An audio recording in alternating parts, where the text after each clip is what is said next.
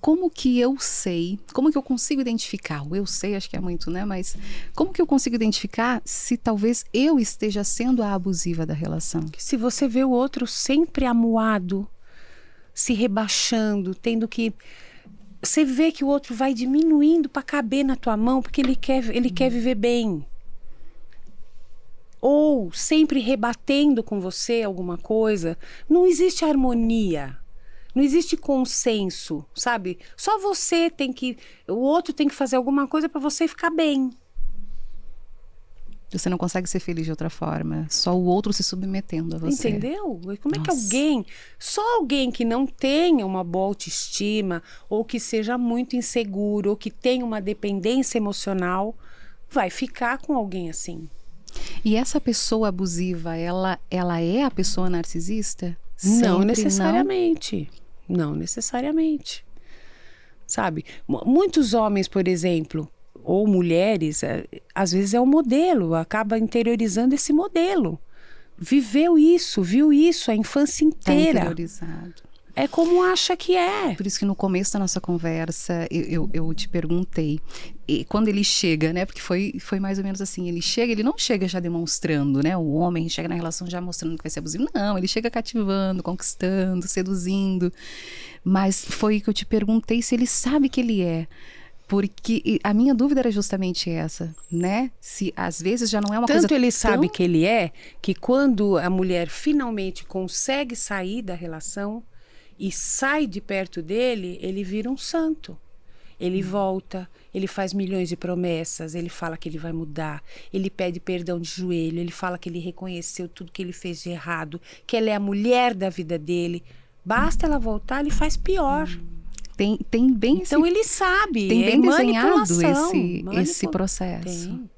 Caramba. Entendeu? E aí tem é que até fica o ciclo ciclo do abuso, que é o aumento da tensão, o estouro da boiada, né? A hora que realmente explode, aí a lua de mel. Porque a hora que explode, que existe o episódio de violência, aí ela vai embora, ela não vai ficar apanhando ou passando por aqui. Tem homem que arrebenta a casa inteira e fala, tô arrebentando aqui para não arrebentar tua boca, tua cara. Quer dizer, como é que você vive assim? Aí quando finalmente ela fala, então eu vou embora porque eu não quero ficar com você mais, aí ele se arrepende. Esse tipo de relacionamento, a gente está falando mais especificamente para casais, mas ele também acontece em relações pai, mãe, Amigos, irmãos, amigos. Família, irmãos, chefe, empregado, colegas de trabalho. Tem. E como? Aí, sabe? E quando é pai e mãe, então, é terrível. Né? Que nem uma vez... Aí, por exemplo, se você tem um transtorno de personalidade narcisista, né? Porque a gente fala assim, aquela pessoa é narcisista. Todos nós temos um narcisismozinho básico, né? Atitudes narcisistas, né? Assim, pensamentos, né? Às vezes a gente se acha, aquelas coisas, a gente tem umas coisinhas assim, né? Mas é sob controle, você percebe, você se manca. Agora, se é um transtorno de personalidade, você vai ser uma mãe com esse transtorno, você vai ser uma filha, uma tia, uma funcionária, uma vizinha, você vai ser tudo. Então, conviver é um pesadelo. E mãe com esse transtorno realmente é um estrago nos filhos que você não tem ideia. A jornada da transformação, o curso, você falando dessa forma, eu vejo o quanto que ele, né, o quanto que a jornada, ela auxilia uma família inteira, a pessoa na sua vida no geral, né? É do ser humano. O casal tem problema, né? Mas eles são dois indivíduos que têm problemas, então trazem dentro deles problemas. Então tem um módulo da criança interior. O que a tua criança grita? O que a tua criança presenciou? Pega a tua criança. Bom, eu não vou dar spoiler, porque senão o pessoal não compra o curso. Gente, eu tentei, tá? Vocês viram que eu tô instigando, tô trazendo a jornada, porque É isso. São relatos, assim, sabe, de pessoas que nem lembram, porque aquilo fica adormecido muitas vezes. Né? Então, eu lembro de coisas de quando eu era pequena, né? Que inclusive me levaram a fazer psicologia. Olha.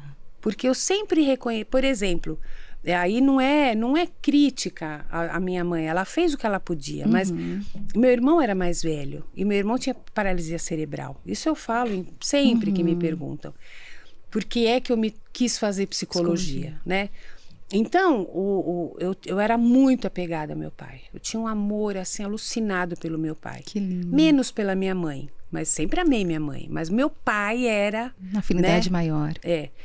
E a minha mãe, o meu irmão estudava na CD, então minha mãe ficava, ele era semi-interno, ela ficava o dia inteiro com ele, porque ela era professora, voluntária. Então ela ficava com ele. Quando chegava à noite... Aí ela ia dar banho, ela ia dar o jantar, ela ia pôr pra dormir. Coitada, sabe? Aí que tá. Só que levou um tempo pra eu poder entender isso, porque eu era 4 anos mais nova. Nossa. Então, até eu entender, eu achava que ninguém me amava.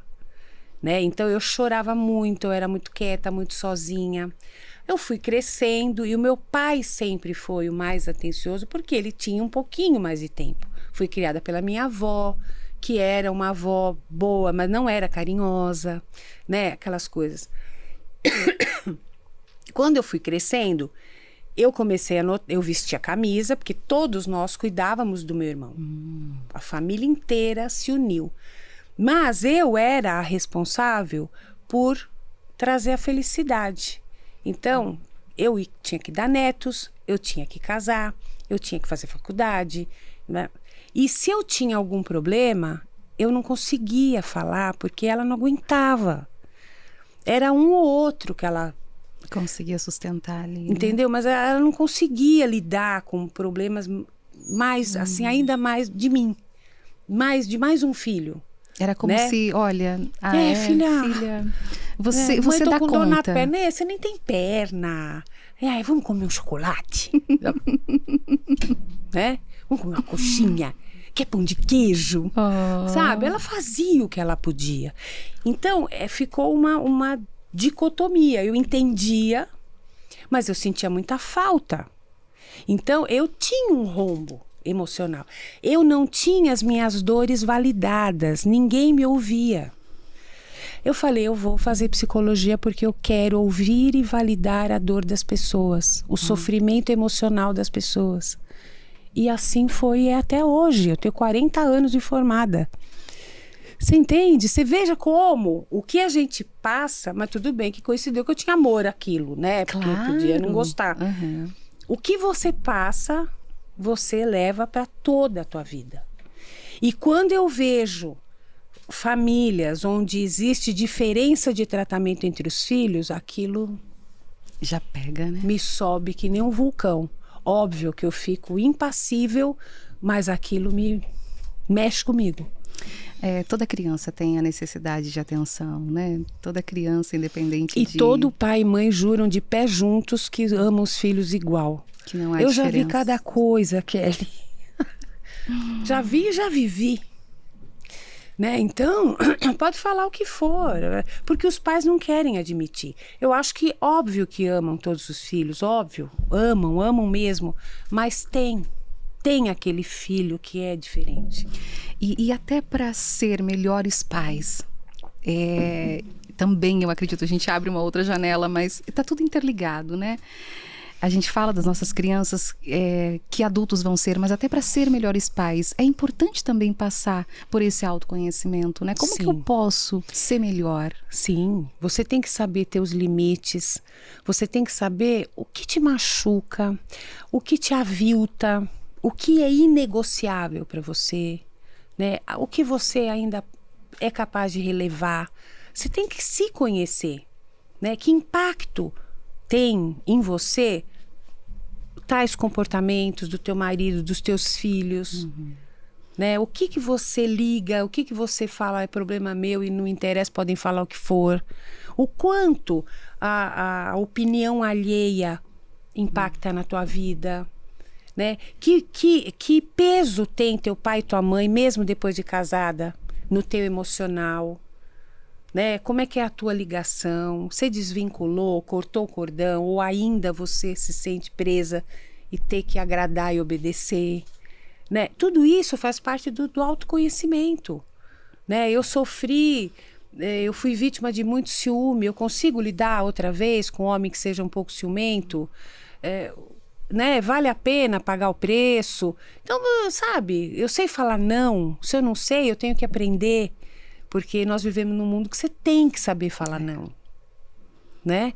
E aí tem muitas pessoas que acham que se falar não, não vai ser amada. Então ela não fala não para nada, ela fala não para ela mesma o tempo todo. Eu não preciso, para mim não precisa, tá tudo bem. É o abnegado, a abnegada, é aquela pessoa que cuida de todo mundo e ninguém cuida dela.